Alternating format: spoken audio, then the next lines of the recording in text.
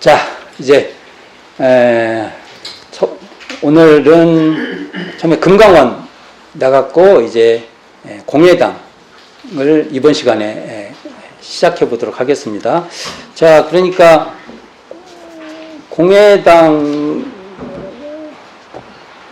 이 책으로 지금 소태산 대종사님 발길 따라, 그러니까 책은 사서 읽어보라고 있는 겁니다. 그냥 구경해라고 있는 거 아니에요. 이것도 좀 사서 읽어보시기 부탁드리겠게요.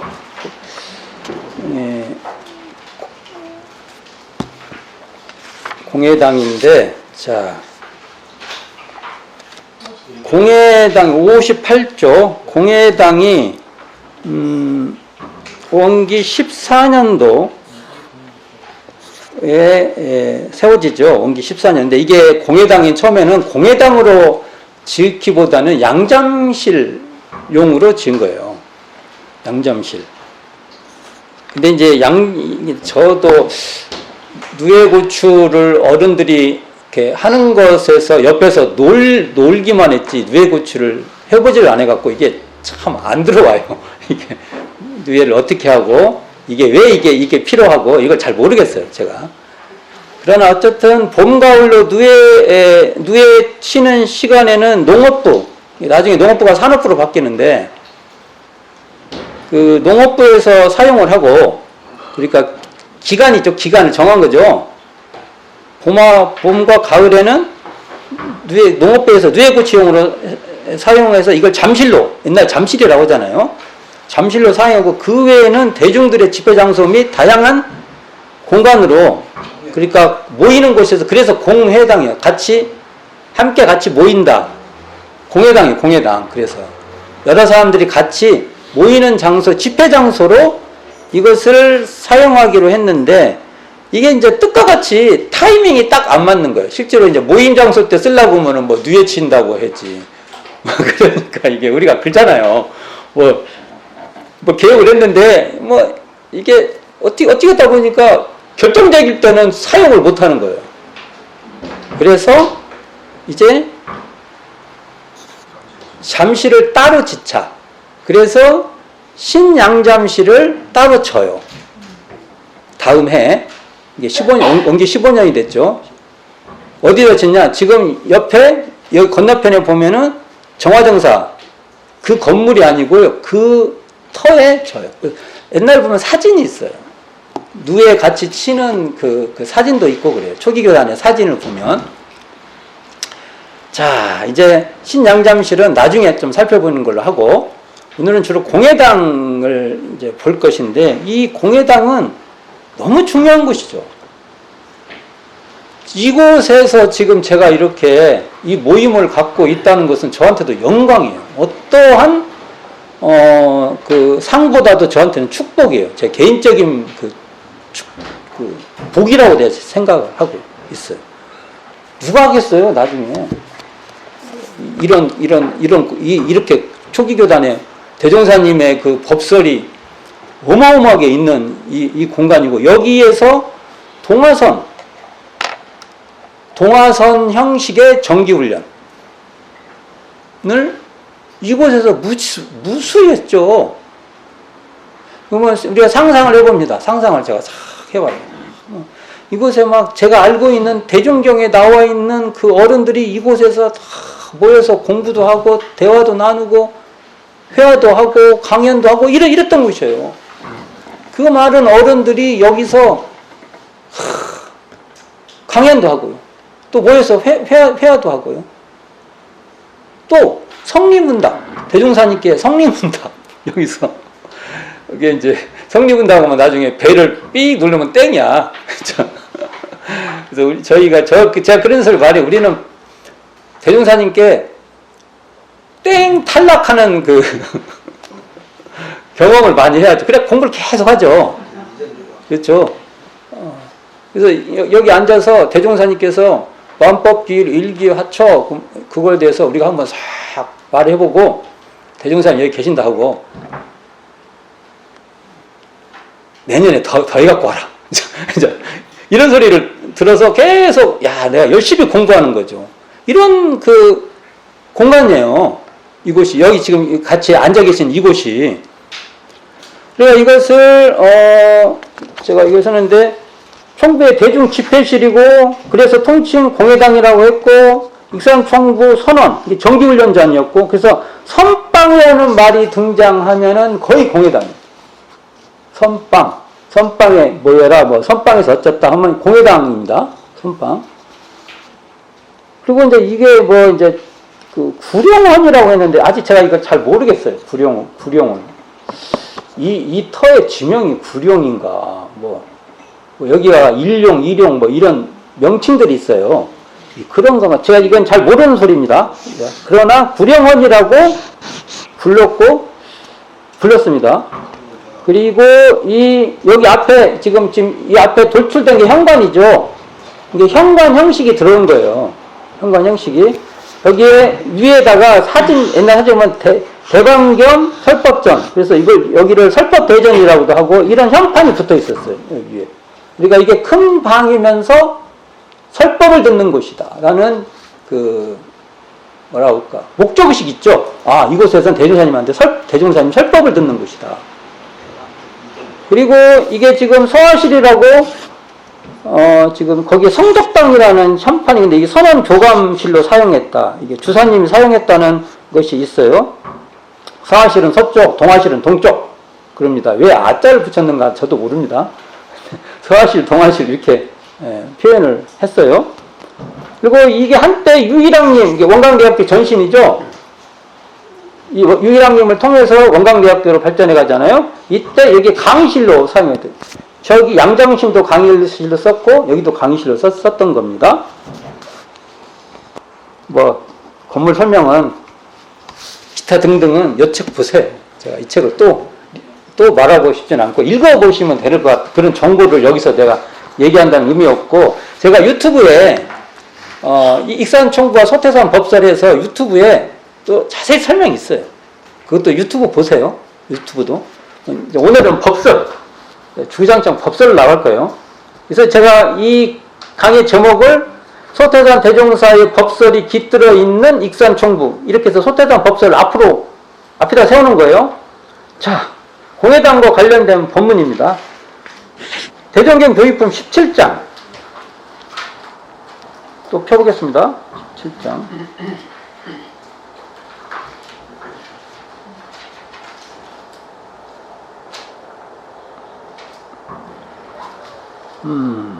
대종경 교육품 17장 17장이 어떤 내용이죠? 신고 감흥된 이치를 이렇게 묻잖아요. 17장 이걸 물으세요. 이걸 누구한테 물으냐면 여기 원문에는 진정리화가 등장합니다.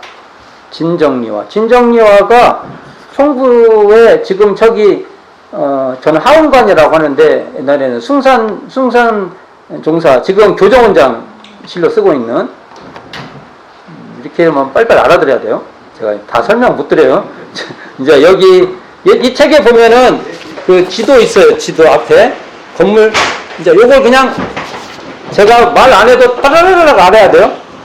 그냥 어디 말하면 그 정도는 이제 여기 이 익산에 사시는 분들은 필수야. 내 동네 마트는 몰라도 중앙총부 건물은 다 알아야 돼. 그렇게 돼야 됩니다. 예.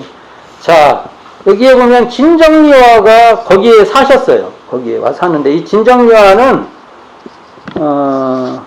이동진화님하고 인연이 있는데 이런 얘기 합시다. 기생학교 후배일 겁니다.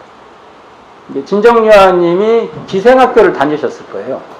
진정리화도 그랬고 이원하래. 이동진화 말이 혼나고 이동진화님, 육타원님. 우리는 뭐가 더 중요하냐? 그런 분들 대종사님이 다 그것을 세상의 지도자로 만드셨다는 거예요. 엄청난 지도자. 자, 진정년이 물어서 사원에 신고를 올리면 참으로 사원이 알아서 감응을 하는 것인지 안 하는 것인지 이것만 의심이 풀리지 않는다고 물어보신 거예요. 아, 이거 진짜 중요하네. 사원님이 내 기도 드리면은 나한테 복을 주시는지 어쩐지. 그렇잖아요. 이거 일반적으로 다 궁금하잖아요. 이거 물어보시니까 여기에 대한 대종사님의 법문이 가까운 증거하고 또 이렇게 그 설명을 해주시는 것이 지금 대종경 교육본 17장에 나오죠. 여기서 재밌는 건요, 대종사님이 가까운 증거로 뭘 말하냐면요, 개과천선이 바로 사은의 위력이라고 말하는 겁니다. 잘 생각해보세요. 우리가 신고를 드리면 개과천선이 돼서 그것이 위력이다 이거예요. 야, 이런 건 어마어마한 법설이죠. 신고나 기도에 대한 그 위력으로서 이런 설법을 하신 성자가 있나요? 한번 생각해 보겠습니다. 나는 과연 신고와 기도를 드리면 내가 개과천선이 돼서 내 삶을 바꿔갈 수 있나? 한번 고민해 보세요. 여기 위력이라고 돼 있어요. 가까운 것이라고 말하지만 가깝다는 것이 거의 내가 직면하는 것이라고 말하면 더 쉬울 것입니다. 여기 나옵니다, 요게. 그래서 공회당에서 대종사님께서 이 진정리화의 질문에 대해서 이곳에서 더 설법을 해 주신 거예요. 진정리화는 지금 교정원장실, 저는 하운관이라고 합니다. 대종사님, 대사모님의 사셨던, 그래서 저는 하운관이라는 이름을 지는데, 양하운, 그래서 하운 따서 하운관. 그런데 그것과도 인연이 되지만 이곳에서 대종사님 설법을 하신 거죠. 이것도 한번 읽어보시고요. 대종경 교육품 29장 30장, 이거 엄청 중요한 법설인데, 나는 용신법을 가르치노라. 이게 지금 수행편에 들어있는데, 사실은 이게 개교 동기의 부연 법설입니다. 그래서 여기에 보면은 용신법이 나와요. 마음 작용하는 법. 그래서 용신법에 대한 이해를 잘못하고 있어요. 지금까지 우리가. 이 용신법은요, 물질이 개벽되는 시대에 어떻게 정신을 개벽할 것인가가 용신법이라는 말이에요. 단순히 내가 지금 마음을 어떻게 쓰고 그런 차원이 아니라, 이게 지금 여기 쭉 나와요. 이 법설에. 근데 이 법설이 익산교당 병자년 1936년입니다. 동산시 종사님 선빵. 이게 정확하게 36년이 아니라 1937년 1월 29일 밤에 밤 시간엔 경전 시간에 했던 대종사님 설법이에요. 이건 왜 제가 이렇게 잘하냐면, 대종사님 당대 동화선 때 선원일지라는 걸 써요. 선원일지. 요 논문이 지금 제가 이거 갖고 있는데, 양은영 교수님이 선원일지 대종사 법문 해갖고 요 법문이 있어요. 여기에 지금 이게 그 법문과 관계된 것만 쭉 뽑아서 이렇게 쓰는 건데, 제가 이제 놓고 자주 보는데, 선원일지라는 게 있어요. 남자 쪽에서도 쓰게 하고 여자 쪽에서도 쓰게 합니다. 어떨 때는 여자분이 잘 쓰고 어떨 때는 남자분이 잘 쓰고 그래요. 양쪽에 쓰게 했어요. 그것도 참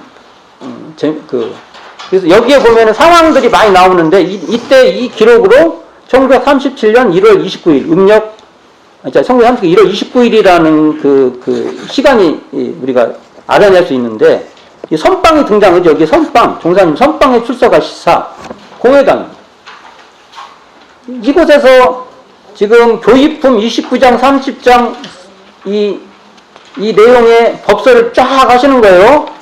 그러니까 교육품 29장 30장을 읽어보는데, 교육품 29장 30장은 너무나 중요한데, 이게 용신법을 마음을 사용하는 법, 보통 이렇게 말하죠. 대종사님 어떻게 하냐면, 마음 작용하는 법이라고. 이게 마음 작용하는 법도 용신법이고, 마음 사용하는 법도 용신법인데, 약간 그 뉘앙스가 달라요. 그렇죠, 이게? 그런데, 여기서 보면 지금 대종경하고 약간의 차이가 있어요. 제가 정전공부법이라는 책에다가 요 내용에 쭉 부연을 설명을 하는데, 기회가 되시면, 정정공부법은 절판됩니다. 안 되겠네. 어쨌든, 여기서 보면, 이쪽에 보면, 여기 중간에 봅시다. 대종사님께서 각 학교에서 배운 여러 가지 학술을 실사에 나가서 사용하는 법, 용식법이 뭐냐, 이렇게 부연해 주신 거예요. 또, 권리 있는 사람에게 권리 사용하는 법. 이걸 어떻게 볼 수 있어요? 정치인들은요, 대종사님 표현으로는요, 용식법을 더 해야 돼요. 우리가 용식법을 항상 말을 해야 돼, 정치인들한테. 권리나 권력은 좀 다르지만, 그래도 얘기를 해보는 거예요. 그 다음에 물질 있는 사람에게 물질 사용하는 방법을 가르쳐준다. 부자들, 경제력 있는 사람들한테는 용신법을 대종사님의 마음 작용하는 법 우리는 더 가르칠 책임무가 있어요. 그러니까 물질이 개벽되는 이 시대에 정신개벽을 어떻게 할 것인가라는 그 정신개벽이 바로 용신법이라는 거예요. 그러니까 정신개벽, 정신의 세력을 확장하는 그거하고 용신법하고 같은 말이에요. 근데 용신법을 단순하게 마음 좀 잘 쓰는 거, 뭐 명상 좀 잘하고 이렇게 축소해버리면 대종사님이 슬퍼하십니다. 이게 고민이 있어요. 또 있어요. 여기 보면 더 세밀히 말하면서 더 부연해 있어요. 더 그러니까 더 세밀하게 말해 주신 거예요. 이 내용에 보면은 지금의 우리가 일상성 요법을 풀어준 건데 중간에 두 번째, 돈 없는 사람에게 돈 없어도 사는 방식. 이것이 현 대종경에서 어떻게 바뀌냐면, 복 없는 사람이 이렇게 바뀝니다. 돈과 복은 다른 거예요. 돈은요, 물질 개벽 시대에 자본주의에 대한 얘기를 대종사님께서 하신 거예요. 그래서, 복이라는 말로 이렇게 종교적인 일반화로 이것을 해버리면 대종사님 뜻이 안 살아나요. 이거 그냥 넘어가면 안 돼. 나중에 이 복은요, 이 복은 지금 시점 말하면 돈과 관계 있고, 여기 뭐, 어떻게 해요, 대종사님? 돈이 없어도 살 수 있는 사회를 만드는 게 용식법을 가진 사람이 해야 될 일이에요. 단순히 사회운동을 말하는 게 아니에요. 용신법을 가진 사람은 반드시 돈 없는 사람에게도 돈이 없어도 사는 방식을 제공하고, 고민하고 제공하고 그렇게 하려고 하는 사람이 용신법을 하는 사람이라는 소리입니다. 여기 원문에 이렇게 나오잖아요. 원문에 나오는 건데 더 이상 할 말이 없잖아요. 그래가지고 그랬을 때 그리고 뭐 이제 고생활하는 사람에게 낙생활하는 방식을 가르쳐준다. 이게 이제 그 개교동기에 파랑고에 광대무량한 낙원 이 관계된 말이지 않습니까? 이게 다 개교동기 얘기예요. 자, 교육본 30장으로 넘어갑시다. 뒤에 밑에 여기를 쭉 보세요. 그럼 앞에 현아 산업공상의 모든 학교로 말하면 정부나 사회에서 적극적으로 장려하고 따라서 배우는 사람이 많음으로 학술과 기술이 점점 발달되어 이제는 문학, 여기 대단히 재밌죠. 문학, 정치학, 법률학 등도 전문 대학가가 생겨나서 공전의 발전을 앞에 볼 수 없었던 발전을 보고 있고 농사법도 나오고요. 농사법 나오죠. 공업 나오죠. 여기 문화주택이며 라디오, 비행기 등 실로 상상도 못하는 각양각색 문명기구가 발명 제작되어 우리 생활에 비교할 수 없는 편리를 도와주고 있고 또 상업도 나오죠. 상업 나오죠. 상업하면 이거 봅시다. 도예지에 있는 큰 상점들을 본다면 건물도 굉장하고 상품의 진열법이라든지 장부 정돈하는 법이라든지 매매, 그걸 사고 파는 교재술 등 실로 놀라만한 발전을 보이고 있나니 산업공상을 구체적으로 설명했죠. 여기 보면 우리가 보통 그냥 산업공상이면 이게 오해가 있어요. 이게 전근대 그러니까 뭐 왕조시대나 이런 시대 산업공사법을 우리는 그쪽으로 확 가버린단 말이에요. 그건 설명하잖아요. 그 물질개혁 시대를 산업공상으로 분리해 주신 거예요. 이게 여기 설명 다 나오죠. 산업공상이 전부 다 원문을 읽어보면 나오는 거예요. 원문에. 그래 이렇게 돼 있죠. 자, 그 다음에 엄청 중요한 말이에요. 이건 반드시 만일 이 세상이 이대로 물질 문명만 되어가고 정신 문명 즉 용신법 나오죠. 용신법이 뭐라고요? 정신 문명이다. 이게 대종량에서 빠집니다. 그래서 대중이 읽을 때 이걸 가지고, 영신법은 정신문명이다.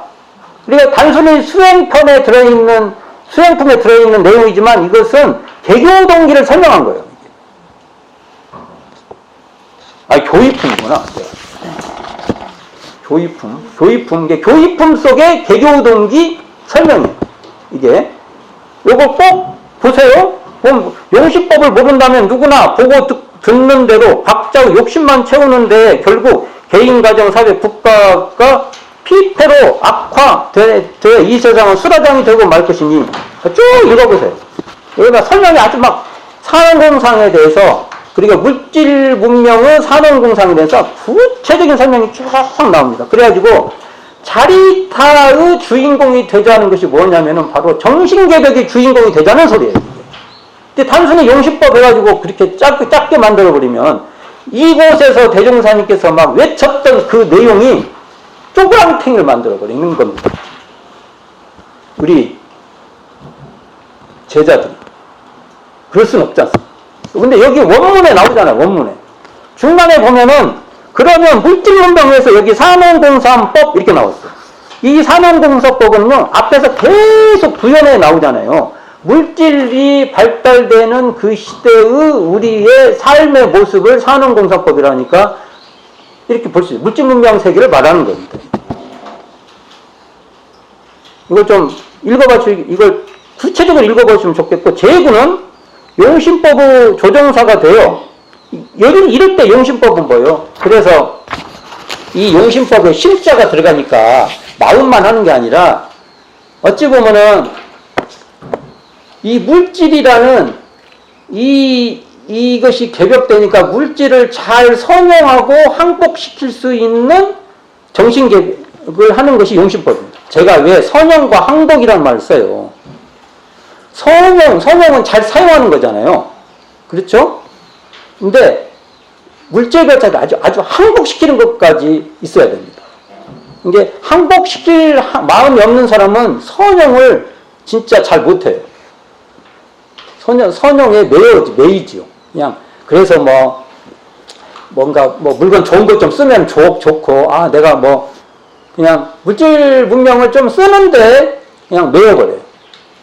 근데 또 항복시키려고 해도 그때 잘 그걸 물질 문명을 사용하는 것을 같이 겸하지 않으면 진정으로 항복이 안 됩니다.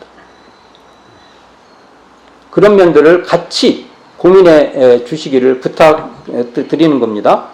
자, 갈 길이 바쁘니까 가야 되는. 여기 보면 물심양면으로 양면을 유루 없이 빠짐없이 밝혀서 이어서 물심이란 게 하나가요. 뭐예요? 이게 물질문명이고요. 심이 정신문명이고 이런 거예요. 이게 대종사님이 언어 쓰는 법이 이렇게 돼 있는 거예요. 이게 물심이라면 보통 일반적으로 쓰는 식으로 물심 이렇게 쓰면은 대종사님 이해할 수가 없어요. 대종사님이 쓰는 이 문맥의 뜻에 따라서 이런 걸 다 사용을 해야 된다. 이렇게 넘어갑시다. 대종경 수행품 13장에 좌선에 대한 법문이 등장하는데 여기도 이렇게 대종사님 당대 육성원은 이렇게 돼 있어요. 한때 익산교당에서 익산교당이라면 저기 지금 익산교당이라 생각하면 되죠. 익산교당 저기 있잖아요. 그럼 뭐예요? 이걸 익산교당 할 때 익산청구를 익산교당이라 하는 겁니다. 이제 이런 거 언어 읽을 때 익산교당이 저기 있는데 저기 지금 그러면 안 돼요. 여기 그 익산청구 다른 표현이 익산교당이에요.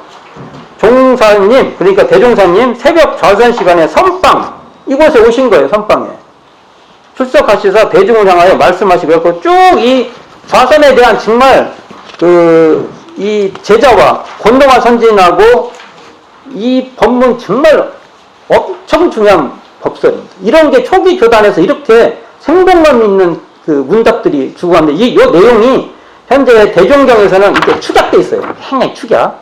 그러니까 같이 읽으시면 좋다. 어디서 했다고요? 여기서 제자분 있고 대종사님 있고 대종사님 보통 저쪽에 앉으셨다고 그러죠. 이 방에 거의 가운데 정도 앉아있고 제자들이 이렇게 앉아있는 거예요. 이렇게. 거기서 이렇게 대화를 이렇게 지금 나누는 거예요. 대화를. 이렇게 나누는 거예요. 이런 어마어마한 대화들이 지금 주고가는 거예요. 이건 뭐 학술적으로도 엄청난 대화예요. 이게 이게 가능하나? 난 속으로 그럴 때가 있어요. 초기교단 이렇게 무섭게 대교사님 당대 때의 그 공부의 그 열성이 이 정도라는 것을 알아야 돼요. 지금 우리들은요, 거의 교당이 부엌 주세요. 내 집, 뭐, 거의 떨어졌어요. 이렇게 치열하게 했던 겁니다. 여기 그래갖고 이걸 다 읽어볼 수는 없고요. 여기 이제 좌선의 방법에 대해서도 나와요. 재밌는 것이 하나 있는데, 여기 한번 끝트리 부분 한번 읽어볼게요. 5쪽에 거의 마지막 부분에 좌선하는 가운데 금은밥에 월색이 나타나서 방안이 환하게 밝아도 보이고. 난 이런 경험이 없는데 좌선을 다 거기서 컴컴한데 막 다리가 막 환해지는 거야. 공중부양이나 뭐 이런 건 조금 해봤는데 월색 대종사님 경험일 거예요. 아마 이게 대종사님이 저기 어디입니까? 갑자기 생각이 안 나네. 대종사님 수행 과정에서 다 경험하신 것이라고 봐요. 일단 봅시다. 무수한 별이 떨어져 보이기도 하고. 좌선하다 별 떨어져 봤어요? 막 별이 눈앞에서 막 폭죽 터지듯이 막 별이 떨어지는 거야. 또는 미인이나 모진 짐승이나 미인. 우리 회장님 미인 나오셨어요? 이렇게 좌선하는데 미인이 나타나는 거야. 안 나타나지. 근데 무서운 짐승이나 무서운 사람 보이는 때가 있나니 이러한 이적이 보일 때는 정신을 차려 다시 선정하라. 그죠? 대선사님 뭐가 나타나면 다시 정신을 찾아서 단전주만 해라. 이 말이에요, 이게.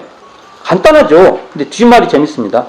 이런 이적은 다름이 아니라 정신이 어두운 가운데 글이 되는 것이다. 이게 정신이 빨장에서 나온 게 아니라 정신이 멍해갖고 나타나는 현상이 돼요. 평가절하도 이런 평가절하가 없죠? 이거 완전히 뭐 이런 얘기 한 사람은 다 평가절하 당하는 거예요. 별 공부가 되어서 그런 것이 아닌 얘기죠. 그거 뭐 별 공부가 돼서 그런 거 아니다. 여기에 만일 정신이 팔리고 보면 반드시 해가 있으리라. 이런 얘기를 대종사님이 하세요. 이게 현재 우리 대종경에 이상한 자초가 나타나면은 간과해라 이게 나오잖아요. 이게 구체적인 법설이죠. 이게 그리고 나머지도 재밌는 말이 많이 나옵니다. 한번 읽어보시기를 보고, 자, 대종경 수행품 17장과 관련된 내용입니다. 대종경 수행품 17장. 제가 지금 여기 보면 이공주 수필해서 회보 15호 시창 20년 3월에 이 기록이 올라갔다는 거잖아요. 시창 20년 3월이면 대각정 준공 전입니다. 이게 나오면 대각전은 아닌 거예요. 근데 여기 앞에 선빵 하면은 공회당. 좌선을 할 때 이거 법문을 쫙 읽어보고 좌선을 여기서 10분이라도 해보는 거예요. 이것도 해보는 사람이 장땡이에요. 이거 뭐 별거 없어요. 사는 사람은 어떻게 이겨요? 그래 보기를 바랍니다. 자, 대종경 수행 17장 관계된 건데, 일심으로 선망경, 모든 경계를 다 이렇게 일심으로 다 포섭한다. 이런 뜻이에요. 일심을 어떻게 포섭을 해요? 자, 우리가 착각이죠. 일심하면 한 마음이 있지 무슨 경계가 있어? 이상하잖아요. 한 마음이면 포섭이 안 되죠. 포섭밖에 따로 없어야 하잖아요. 그러니까 이게 참 대단한 설명입니다. 일심하는 그 상태가 마음법을 놓치지 않고 다 주의심을 가지고 대할 수 있다. 이런 표현인데, 이게요, 대종계 은혜 속에 양도신 훈타오님 저 책에 원기 23년 21세와 원기 23년 11월 6일 그 일기 기록 같이 되어 있는 여기에 일심 공부에 대한 기록이 되어 있어요. 여기 상황이 쭉 설명이 돼요. 그래서 제가 이것도 저도 써놔봤어요.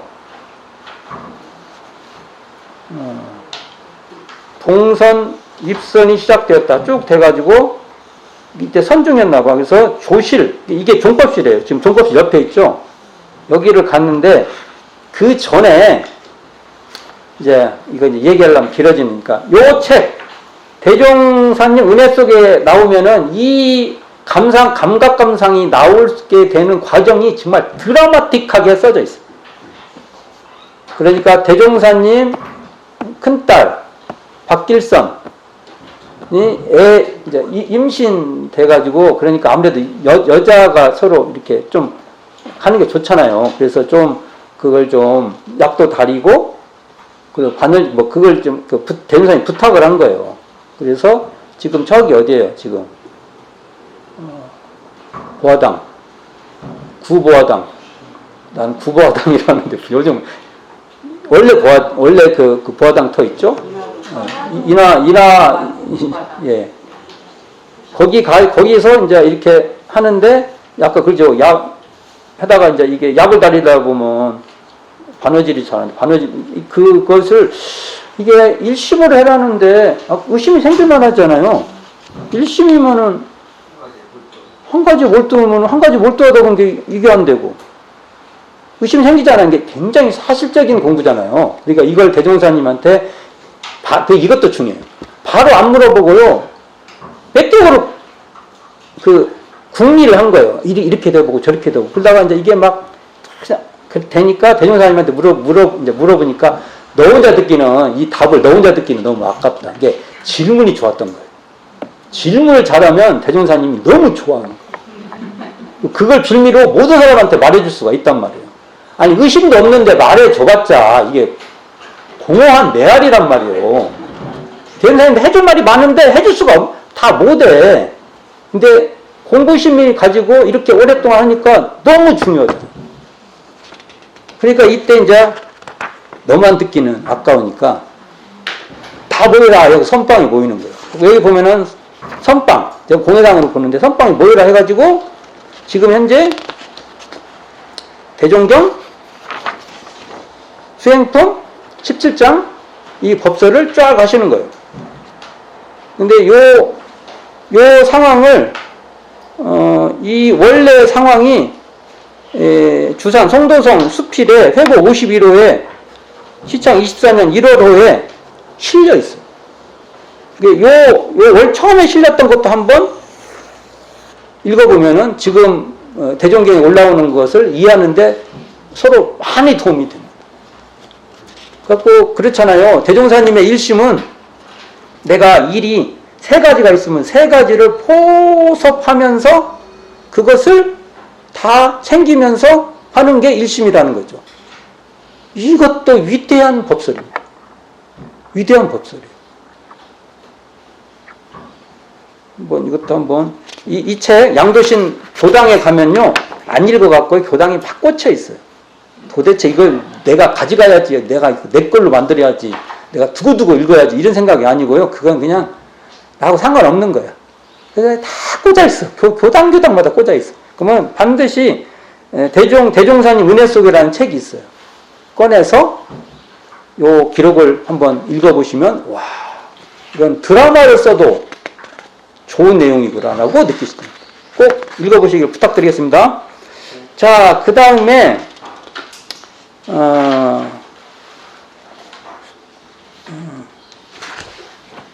넘어가겠습니다. 여기를 보겠습니다.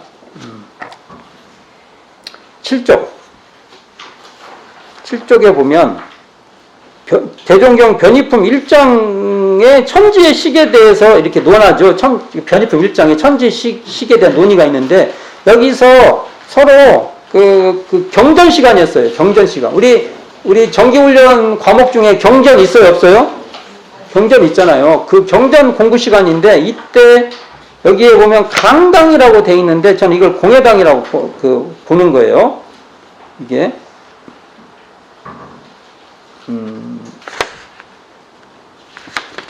왜냐면 이게 대각전 준공 전에 법설이기 때문에 그러는데, 어쨌든 이 천지의 시계에 대한 제자들의 논의, 그러니까 대종사님이 제자들이 이렇게 경전 공부하는데 서로 막 초기교단이 만나서 이렇게 토론을 하는 거예요.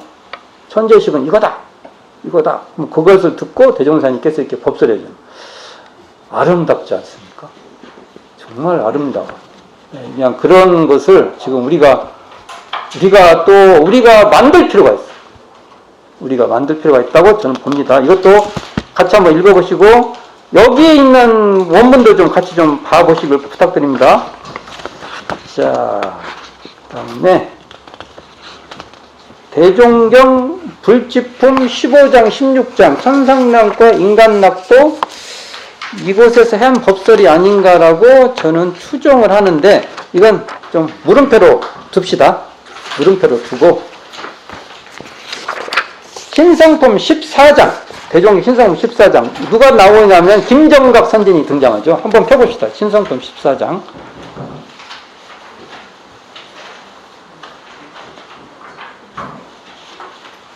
신성품 14장. 물서가 등장합니다. 대종사님 물서 못 보셨을 건데. 물서가 저기 동남아 그거잖아요. 이게 원래 우리가 말하는 물서는 보기가 어려우실 건데, 그래도 어떻게 정보로 알 수가 있나요? 그때도 아마 물서가 더 그쪽, 그럴 수 있잖아요, 우리가. 하여간 물서가 이렇게 뭐 틈만 나면 잘 조나? 궁금했는데, 이거 제가, 근데 이제, 여기 나오죠. 김정각, 선진이, 법설하는데 맨 앞, 그것도 맨 앞에 앉아가지고, 앞에서 꾸벅꾸벅 졸아요.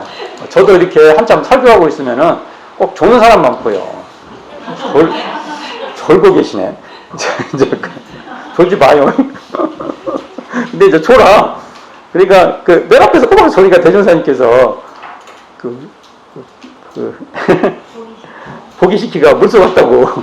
물소가 잘 안 생겼나? 등치가 커서 그런가? 미얀마 아니 라오스인가? 거기서 온 학생들한테 물어보니까 걔네는 고기를 물소를 먹는데요. 네. 소가 예쁘다 하더라고요.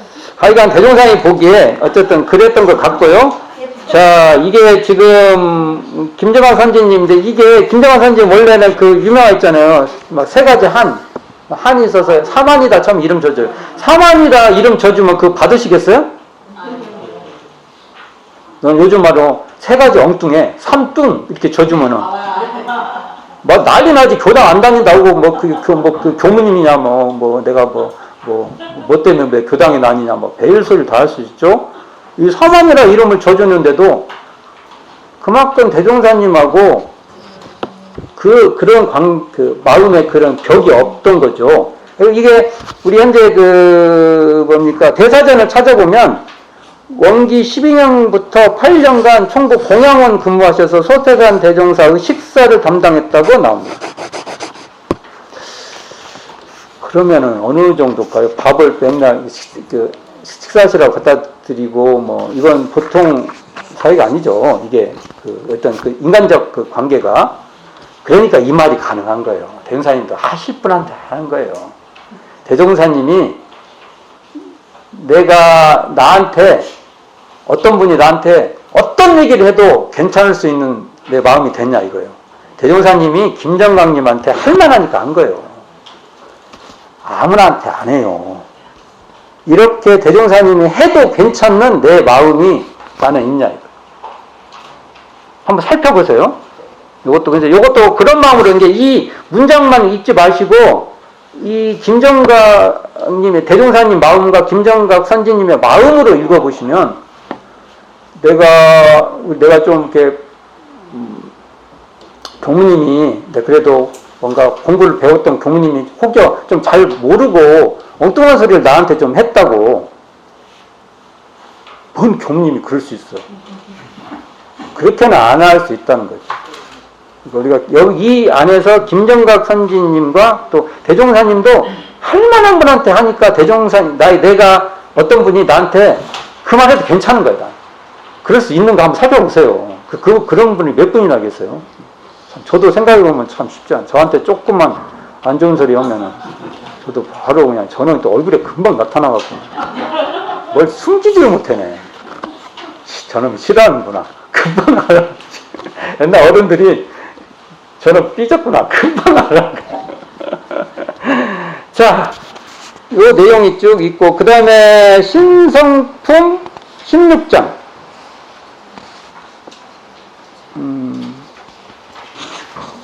정석현. 요것도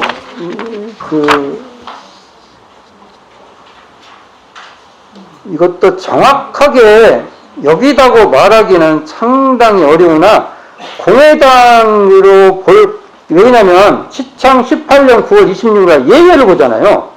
여기 보면 시창 18년 9월 26일 예외에 종사중개 대종사님 법자에 출석하여 가로사대 할 때 이 예외를 보는 공간이 공회당이었어요.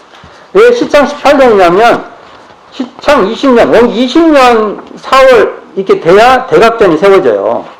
그러니까 그러면은 예외를 볼 수 있는 곳은 공회당이라서 저는 이 법설 신성품 대종경 신성품 16장 펴봅시다. 대종경 신성품 이럴 때 보는 거예요. 저도 공부할 때 이럴 때 법문을 이렇게 보는 걸 좋아하는 습성이 우리가 법문을 보면 무조건 그냥 슬쩍이라도 보는 것이 너무 좋은 습성을 만들어야 돼요. 본문을 봐. 여기 보면 정석현이 사례기를 저는 환경에 고통스러울 일이 많사오니 법신불전에 매일 심고 올리는 재미로 사나이다. 이렇게 나오니까 대종사님께서 석현이가 법신불의 공덕과 위력을 알아서 진정한 재미를 붙였는가는 알 수 없으나 그것이 곧 그 가운데 낙을 발견하는 한 방법이니 뭐 이렇게 나오죠. 근데 여기에 이제 법신불 이런 말은 바람이 많이 부네요. 법신불이라는 말은 당시에는 사흔이었어요. 대종경 하면서 고쳐진 거예요. 대종경상에 나오는 법신불은 대부분 사흔입니다. 그러니까 뭐 법신불이 뭐 대종사님 당대 때부터 막 사용하고 이런 건 조금 문헌상이 잘 안 맞아요. 그러니까 법신불이 곧 사흔이다. 이렇게 이해하시면 됩니다. 이게 법신불이 따로 있고 사흔이 따로 있고 이렇게 이해하면 이제 곤란해져요. 이게 법신불이 사흔이고 사흔이 법신불이다. 이렇게 이해하시면 좀 수월해집니다. 요 내용도 이곳에서 하신 법설이다. 보시면 좋겠고, 자, 교단품, 대종경 교단품 4장, 특성을 서로 이해하라는 내용인데, 자, 여기에 재밌는 얘기가 있어요. 한때 종사주 여러 선도가 뭐예요? 교도나 선도 뒤에 도자가 같은 말이에요. 무리. 그러니까, 가르침을 받는 이 사람들, 이게 교도. 옛날 우리는 거부, 교우 막 이런 말 많이 썼다가 지금 우리 교도라고 쓰는데, 그러니까 거부, 교우는 상당히 가정적 의미가 좀 더 맞나? 교도님 한데, 그러니까 그 교도님하고 같으면 선도, 그러면 선을 하는 무리들, 그렇게 되죠. 선을 하는 무리들인데, 요 내용이 그 특성을 알아서 서로 이해하라는 법설이죠. 교단품 4장. 교단품 4장 또 펴봅시다. 교단품 4장.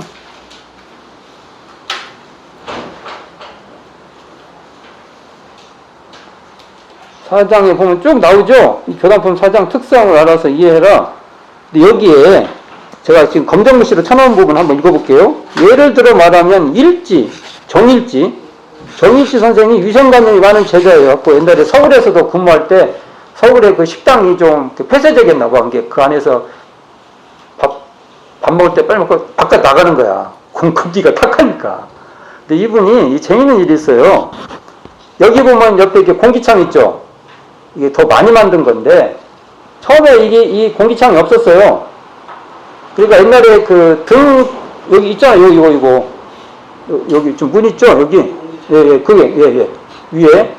환기창이라고도 하고 공기창이라고도 하죠. 이게 사연이 있어요. 옛날에 이렇게 등을 키면은 불이 이렇게 올라오면 끄름 생기죠? 완전 연소가 안 되잖아요. 옛날 등불이. 끄름 생기면 이렇게 오래 있으면 폐해져요. 그러니까 정일지 선지님이 그걸 못 보지.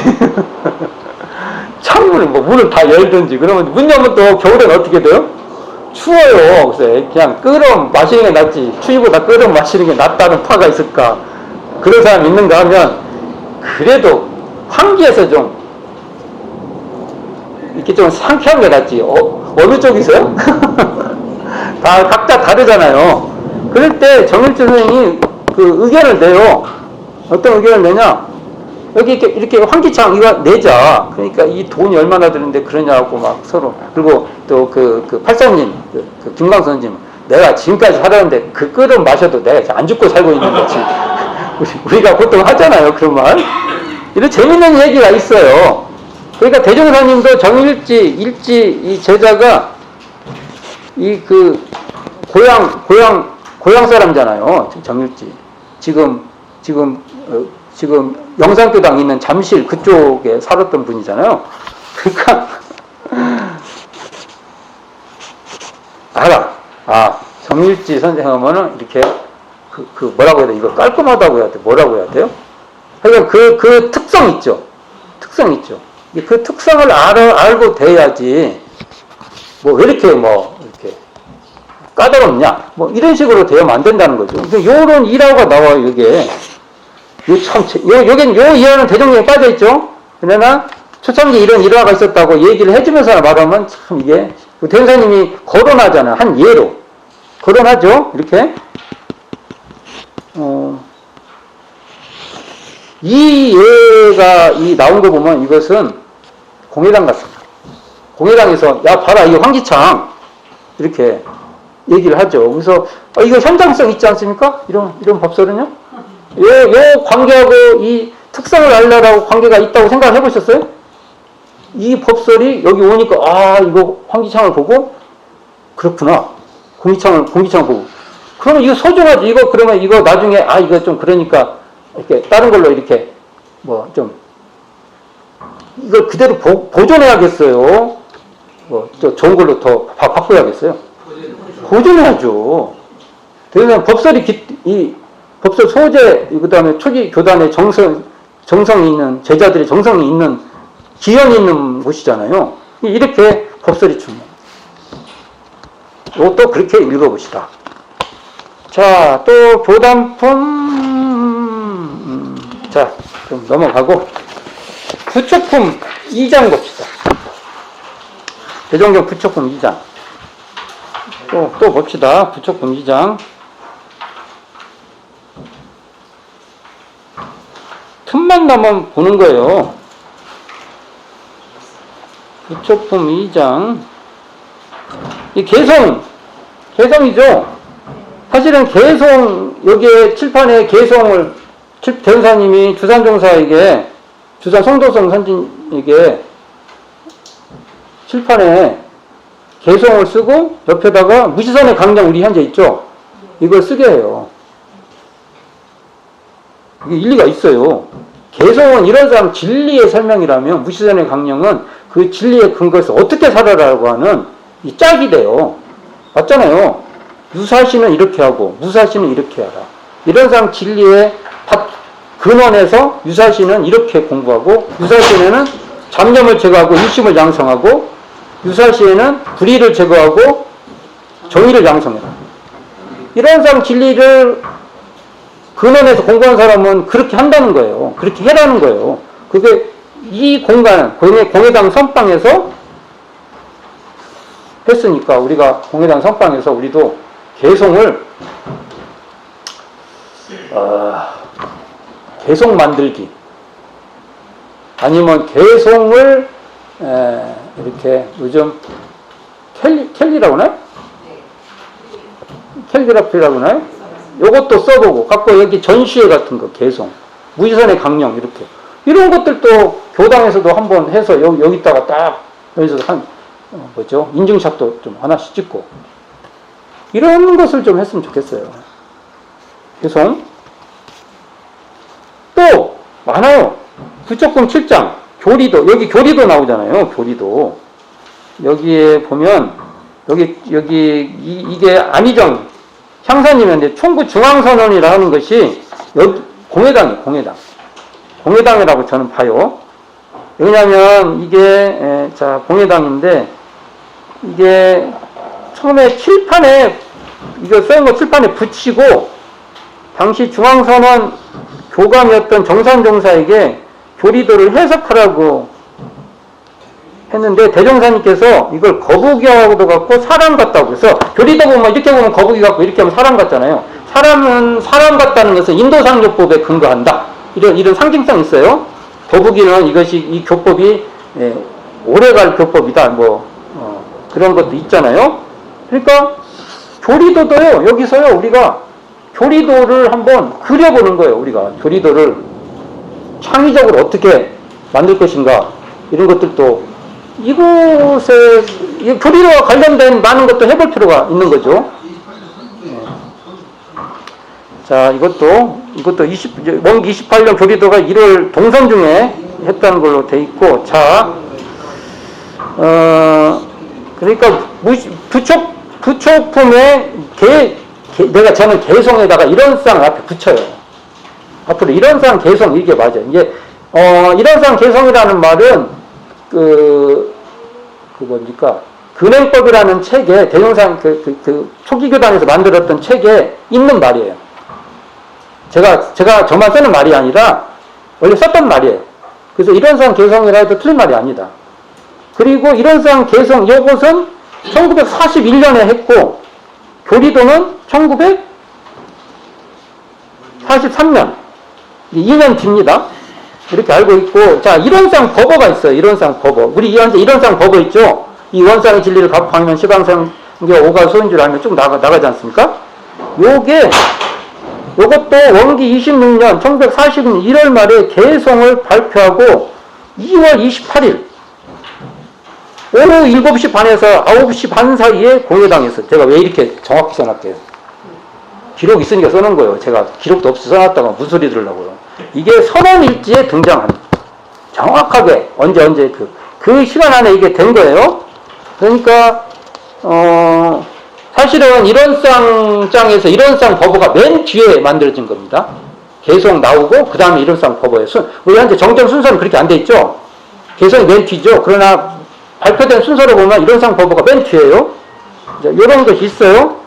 자, 요거 그러니까 뭡니까? 개성, 무시산의 강령, 교리도, 그 다음에 이론상 법어, 이것을 이 공간에서 뭔가 작품으로도 만들 수 있다는 거죠. 우리가 이걸 작품으로 해서 이곳에 이 주변에 전시도 하고 해서 교당별로, 교당에서 해갖고 이것을 교도점 인증샷도 찍고, 우리가 즐기고, 법의 축제, 그러니까 이 법문을 어떻게 알리냐라는, 그래서 이것을 사람들한테 우리 공유해서 SNS에 예쁘게 만들어서 공지도 하고 그럴 필요가 있죠. 아, 이 공회당에서 이런 것들이 있구나. 우리가 그럴 필요가 있다. 자, 그 다음에 이제 부촉품 8장, 대종경 부촉품 8장.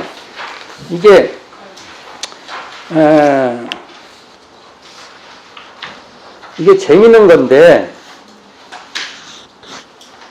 요 상황이요. 부촉품 8장이 뭐냐면, 한번 이 부촉품 8장 보시게요. 부촉품 8장. 여기 쭉 보면은, 뒤에, 서약을 써 올리고 정진을 계속 하니라. 그래서 서약서를 써 올리게 돼 있잖아요. 요게요.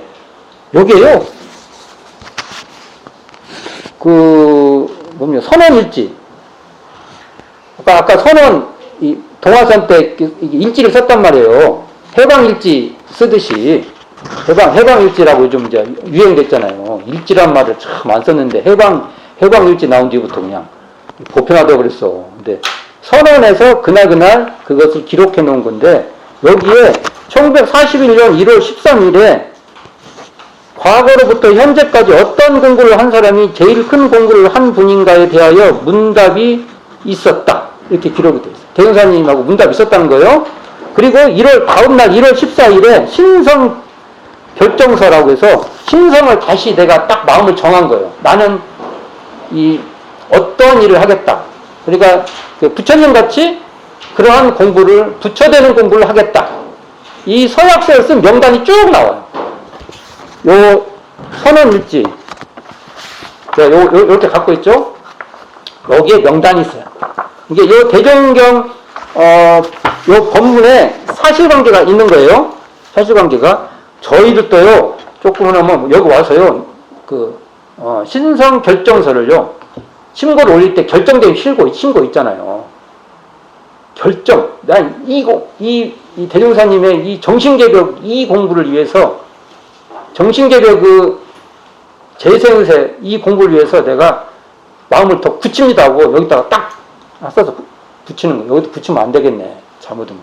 그러니까 그냥 판을 하나 갖고 와서 여기다 붙이세요. 여기도 막 붙이면 안 되겠네. 그러니까 회수인데요. 그러니까 이런 거 있는데 이게 재밌는 얘기가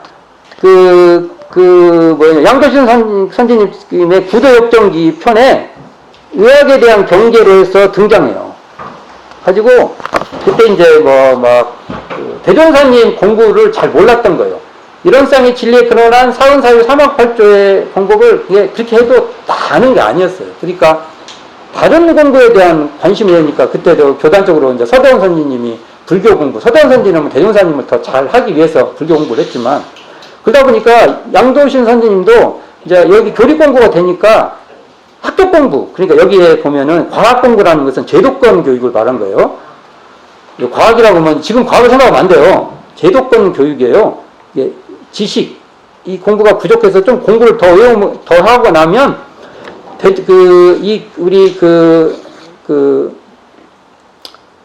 이제 대종사님을 이 교법을 알리는데 더 잘할 것 같다는 생각을 한 거예요. 가지고 일본 유학을 막 계획을 쫙했는데 대종사님이 물어봐. 너는 요즘 뭔 생각 여기? 넌 어디 갈 생각 없냐? 하니까 말 다 한 거예요. 그냥 대종사님이 딱 듣다가 처음에 누워서 들으셨나 봐요. 딱 일어나셔가지고 막 노기로 해서 옛날에는 우리 가방 같은 것이 그 사과짝 같은 그 고리짝 있어요. 이렇게 옛날 그 영화 보면 나오잖아요. 거기 이제 그게 자기 짐이죠. 그거 싸갖고 일본 유학 가라고 보내라고 이제 막 그래가지고 주산 성도 선생님하고 막 빌고 막 그래가지고 어느 날 이제 지금 꼭두말 있지 세탁부 거기에 이제 굴고 있는 대종사님께서 이제 어느 날 이제 대종사님이 어느 때까지 기다린 거죠. 정신을 이제 혼을 제대로 이제 내게 해놓고 가서 붙여갖고 선빵에 지금 여기 선빵 나옵니다.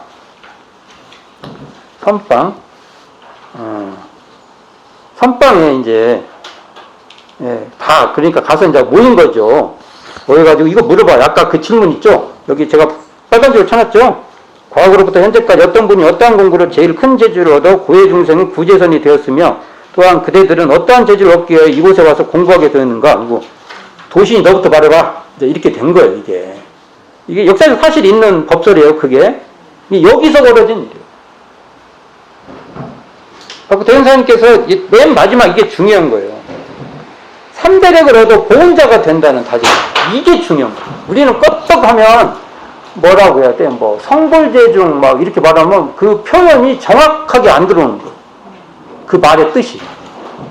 그 말의 뜻은요, 이거예요. 성불재중이라고 대종사님이 말하는 것은요, 사막으로 3대력을 얻어서 보훈자, 사원에 보훈하고 사회 실천하는 그런 사람이 되자는 게 본이에요. 그 당대 사람들이 잘 쓰는 언어를 사용을 해 주셨지만, 뜻은 이런 거죠.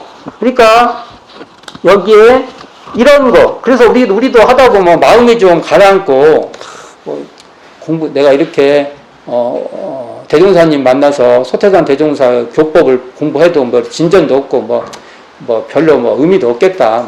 의미가 없는가 보다 하면은 이것에 와서요. 대종사님께서 뭐라고 했어요, 이것에. 과거로부터 현재까지 어떤 공부를 한 사람이 제일 큰 공부를 한 분인가? 그리고 이곳에 와서 어떤 공부를 하려고 하는가? 여기 지금 빨간 줄 친 거 있죠?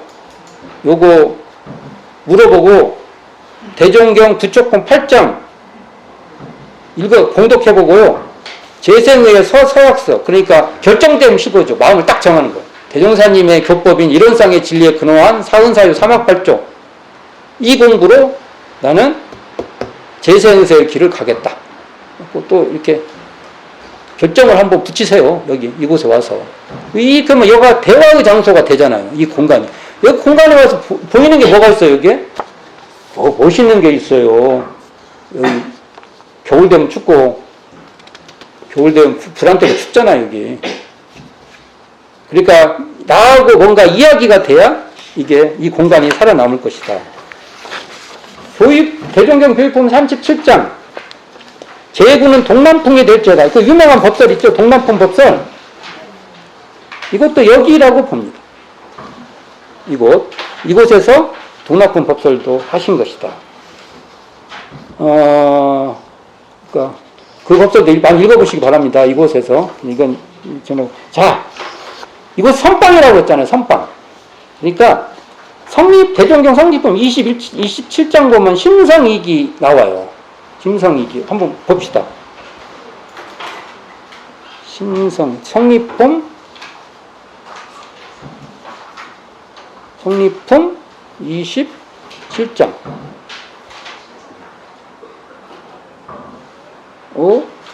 이건 그 심성이기가 여기 아니네. 27장이 아니네요. 28장? 잘못했어요. 28장입니다. 28장. 심성이, 요 4개 나오죠? 선언 대중에. 이 현장이 여기에요. 이걸 왜 제가 이렇게 잘 알겠어요? 이렇게? 선언일제 있어서 하는 거예요. 제가 이거 괜히 말했다가 무소리 들으라고. 선언일제 이게 기록되어 있으니까 이건 정확한 겁니다. 선언일제. 선언 날짜도 나와요. 이게 3월 17일. 어떻게 나면 오전과 밤은 성리설을 말씀하셨는데 곧 천지만물의 본래성과 생사이치며 심성이기에 대하여 말씀하셨다. 이런 기록이 있습니다.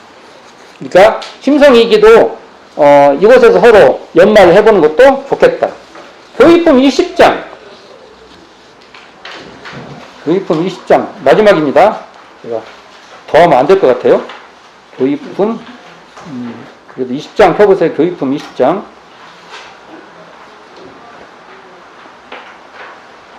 요건 한번 마지막이니까 읽어볼게요. 교육품 20장.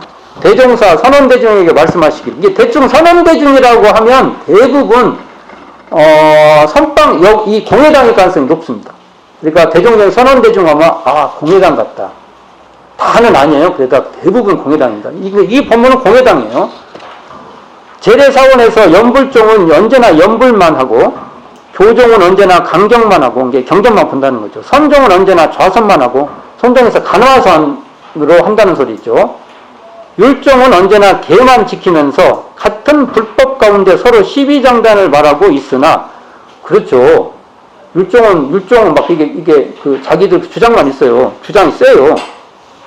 그것은 다 개정의 사막의 한 과목들이어서 우리는 이것을 병진하게 하되 새벽 아침에는 정신 좌선을 하게 하고 낮과 밤에는 경전, 강연, 회화, 의두, 성리, 일기, 연불 등을 때에 맞추어 하게 하여 이 여러 가지 과정으로 고루 훈련하나니 누구든지 이대로 정진한다면 제례의 훈련에 비하여 몇 배 이상의 실효과를 얻을 수 있으리라. 이게 언제 있냐? 1941년 1월 20일 오전 시창 26년 오전에 했던 법설로 알고 있습니다. 참고로 그 정도 알아두시고요. 제가 오늘 제목이 이 소태산 대종사 법설이 깃들어 있는 익산총고에서 진짜 이거 막 계속 이런 얘기만 하니까 근데 저한테 질려버릴 정도로 들어주시기 바랍니다. 질린다 진짜. 그 정도로 이 공간에 법설의 잔치가 있고 법설의 훈증들이 막 녹아있는 이 공간인데 우린 여기 와서 법문 공부할 생각을 안 해버린다고 하면 우리가 참 고민해야 됩니다. 지겹다고 하는 것도 법문의 현장 속에서 법문의 현장이라는 걸 인지하면서 우리가 그 소리를 해야 된다. 그 소리 말씀드리면서 오늘 이상으로 마치도록 하겠습니다. 듣느라고 정말 수고 많으셨습니다. 수고하셨습니다.